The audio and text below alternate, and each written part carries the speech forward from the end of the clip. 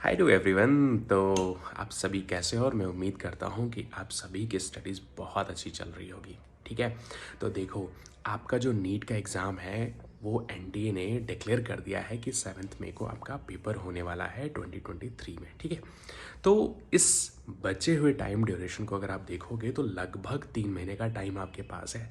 Means अब मान के चलो कि 85 टू 90 डेज ही आपके पास बचे हुए हैं। और इस 85 टू 90 डेज की जो प्रिपरेशन स्ट्रेटजीज होनी चाहिए बच्चों के लिए मेरे हिसाब से, तो मैं सभी बच्चों को बोलूँगा कि आप जिस भी टॉपिक को पहले उठाते हो, फॉर एग्जांपल आपने बायोलॉजी में आपने ह्यूमन फिजियोलॉजी स्टार्ट किया या रिप्रोडक्शन स्टार्ट किया, या आप अगर बॉटनी में देखते हो तो वहाँ पर अगर आप फोटोसिंथेसिस का चैप्टर उठाते हो, तो चैप्टर कोई भी हो, आप जिस चैप्टर को पढ़ रहे हो, पढ़ने के बाद अपनी नोट्स को रिवाइज करने के बाद आप उससे रिलेटेड जितने भी प्रीवियस क्वेश्चंस आए हुए हैं पहले उन्हें सॉल्व करने की कोशिश करो। सपोज आपने पिछले 2 साल के नीट के क्वेश्चन पेपर को आप जेरोक्स कराओ, प्रिंट आउट करा करके अपने पास रख लो। ठीक है, आपने पढ़ा ह्यूमन फिजियोलॉजी का कोई भी एक चैप्टर उठा लो, सपोज डाइजेशन और एब्जॉर्प्शन आपने पढ़ा। ठीक, अब डाइजेशन एंड एब्जॉर्प्शन पढ़ने के बाद इस पूरे चैप्टर को अपनी नोट्स, अपनी बुक्स, जिस तरीके से आपको समझ में आता है उस तरीके से आप इन सारे कॉन्सेप्ट्स को रिवाइज करो। रिवाइज करने के बाद आप प्रीवियस 2 साल के पेपर्स को उठाओ और डाइजेशन और एब्जॉर्प्शन में जितने भी क्वेश्चंस आए हैं पहले उनको सॉल्व करो। ठीक है, अब अगर आप सॉल्व करते हो 2 कंडीशन है। एक कंडीशन ये है कि आप क्वेश्चन बहुत अच्छे से सॉल्व कर ले जाओगे और आपका कॉन्सेप्ट, अगर आपने क्वेश्चन को राइट आंसर चूज किया है, सॉल्व कर लिया है, इट मीन्स उस चैप्टर से रिलेटेड, उस टॉपिक से रिलेटेड आपका कॉन्सेप्ट क्लियर है। ठीक है, अगर इन केस आप वो क्वेश्चन सॉल्व नहीं कर पा रहे हो तो आप उस पॉइंट को हाईलाइट करो कि आपका कॉन्सेप्ट किस पॉइंट पर जा कर के फंस रहा है। ठीक है, तो पहले आप टॉपिक को पढ़ो, बुक से पढ़ो, नोट से पढ़ो, जहाँ से पढ़ने का मन करता है आप पढ़ो। बट मैं सभी को बोलूँगा कि सबसे पहले अपनी एनसीईआरटी को पढ़ो।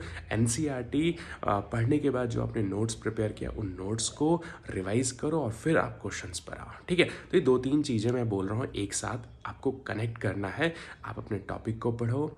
ठीक है, टॉपिक को पढ़ने के बाद बुक से, नोट से, जहाँ से मन करता है वहाँ से पढ़ो। पढ़ने के बाद आप तुरंत आ जाओ प्रीवियस ईयर के क्वेश्चन पेपर पर, और ज़्यादा नहीं, आप 2022 का क्वेश्चन सॉल्व करो, 2021 का क्वेश्चन पेपर को आप प्रिंट आउट करा लो और उस पर आप सॉल्व करो। ठीक है, इन केस आप अगर किसी पॉइंट पर अटकते हो तो वहीं पर उस चीज़ को रेक्टिफाई करो। जिस भी कॉन्सेप्ट में आपको प्रॉब्लम है तुरंत वहीं पर रेक्टिफाई करो, देन आप अगले टॉपिक पर जाओ। ठीक है, बच्चे मिस्टेक क्या करते हैं, आप वो बार बार पढ़ते हैं। ठीक है, एक ही टॉपिक को कई बार पढ़ लेते हैं लेकिन क्वेश्चंस पेपर्स को सॉल्व नहीं कर पाते हैं और यहीं पर बच्चों से मिस्टेक हो जाती है। तो मैं सभी को सजेस्ट करूँगा कि आप जितनी बार रिवीजन करना है आप कर लो, लेकिन आप प्रीवियस ईयर के क्वेश्चंस पेपर को भी सॉल्व करो। बच्चे, ये बहुत हेल्प करता है जब आप प्रीवियस ईयर के क्वेश्चन पेपर को सॉल्व करते हो और वो क्वेश्चन आपका राइट होता है ना, तो आपका कॉन्फिडेंस एकदम टॉप लेवल पर चला जाता है। ठीक है, तो नीट का एग्ज़ाम होने में लगभग 85 टू 90 डेज़ है। ये स्ट्रेटजीज आप पूरे 85 टू 90 डेज तक रखो।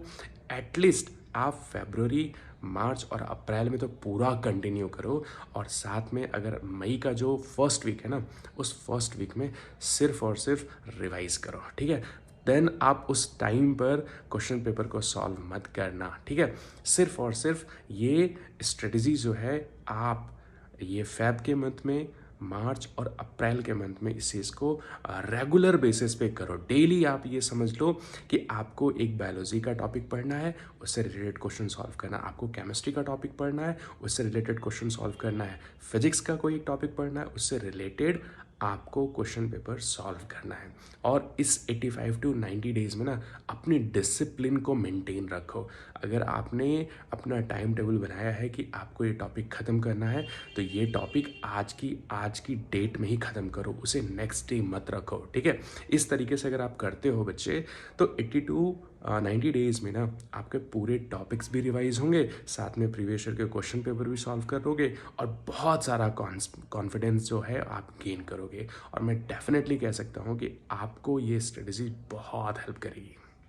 तो जम के पढ़ो, अच्छे से अपनी चीज़ों को प्रिपेयर करो। बहुत कम टाइम है, लेकिन अगर इस टाइम को बहुत सिस्टमैटिक वे से यूटिलाइज़ करोगे तो मैं डेफिनेटली बोल सकता हूँ कि आप अपने नीट के एग्ज़ाम में बहुत अच्छी रैंक को अचीव कर लोगे।